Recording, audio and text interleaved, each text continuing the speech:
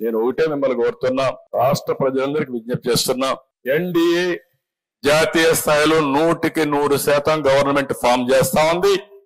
వాళ్ళు ఒక లక్ష్యం పెట్టుకున్నారు, 400+ ఎన్డీఏ లక్ష్యం. రాష్ట్రంలో ఎన్డీఏ 160+ రావాలి.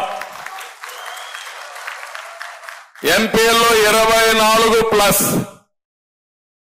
25 గెలిపించుకోగలిగితే చరిత్ర, నాకేం అనుమానం లేదు. కడప కూడా మనమే గెలవబోతున్నాం, దాంట్లో నాకు అనుమానం లేదు. ఏ ముఖం పెట్టుకొని మీరు ఓటు అడుగుతారు?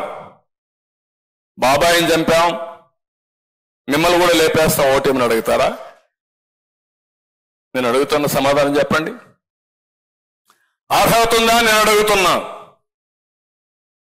అందుకే నేను జనసేన అధినేత పవన్ కళ్యాణ్ గారి కోరా, విస్తృతంగా తిరగాలని. ఆయన ప్రోగ్రాం వేసుకుంటున్నాడు. నేను కూడా ఈ రోజు నుంచి 160 సీట్లు గెలవడానికి 160 మీటింగ్లు పెట్టుకుంటున్నా, 160 నియోజకవర్గాలు పర్యటిస్తున్నా.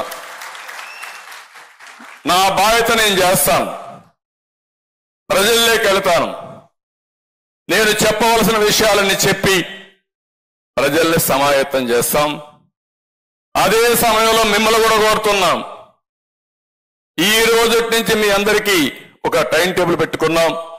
మేమేం చేస్తున్నాం, మీరేం చేస్తున్నారు, మీ అందరికి ఇచ్చిన తర్వాత మళ్ళా 1 నెల తర్వాత 25 రోజుల తర్వాత మళ్ళా ఇక్కడే సమావేశం అవుతున్నాం. ఈసారి వచ్చినప్పుడు మీరు, మేము, జనసేన అభ్యర్థులు, బీజేపీ అభ్యర్థులు అందరం కూర్చుంటున్నాం. మళ్ళా సమీక్ష చేసుకుని ఎన్నికల బరిలో పోతున్నాం.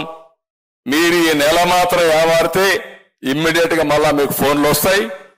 ఫోన్లు రావడమే కాదు, నేను చేసే ప్రతి ఒక్క ప్రయత్నం మీరు గుర్తుపెట్టుకోండి, మేము చేసే ప్రయత్నాలు మీరు గుర్తుపెట్టుకోండి.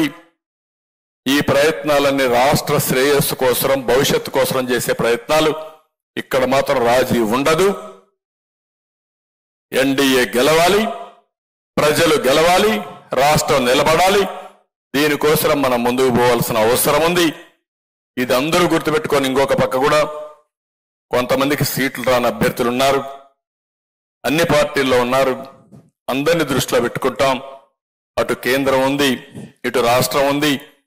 పని చేయాలి, సమాజ సేవ చేయాలనే వ్యక్తులకి అవకాశాలు కల్పించే బాధ్యత ఈ 3 పార్టీలు కూడా తీసుకుంటామని మరొక్కసారి ఈ సభాపర్వంగా ప్రతి ఒక్కరికి విజ్ఞప్తి చేస్తున్నా.